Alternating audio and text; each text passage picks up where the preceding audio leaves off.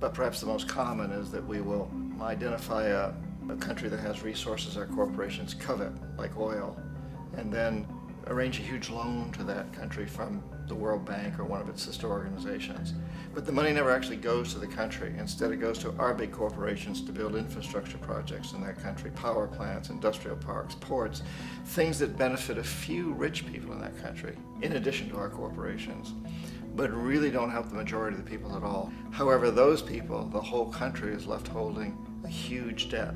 It's such a big debt they can't repay it, and that's part of the plan, that they can't repay it. And so at some point, we economic hitmen go back to them and say, listen, you owe us a lot of money, can't pay your debts, so sell your oil real cheap to our oil companies. Allow us to build a military base in your country, or send troops in support of ours to someplace in the world like Iraq, or vote with us on the next UN vote. To have their electric utility company privatized and their water and sewage system privatized and sold to U.S. corporations or other multinational corporations. So there was that whole mushrooming thing, and it's so typical of the way the IMF and the World Bank work, that you put a country in debt, it's such a big debt it can't pay it, and then you offer to refinance that debt and pay even more interest.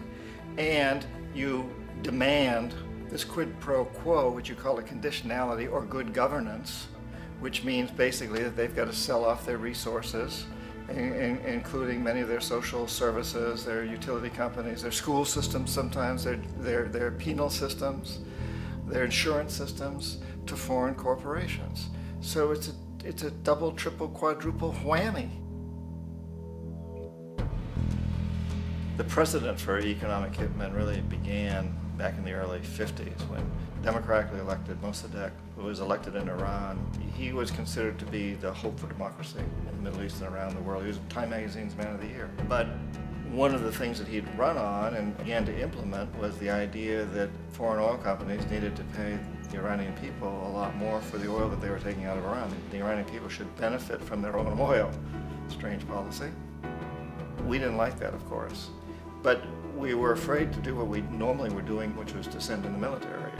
Instead, we sent in one CIA agent, Kermit Roosevelt, Teddy Roosevelt's relative. And Kermit went in with a few $1 million and was very, very effective and efficient. And in a short amount of time, he managed to get Mossadegh overthrown and brought in the Shah of Iran to replace him, who always was favorable to oil. And it was extremely effective.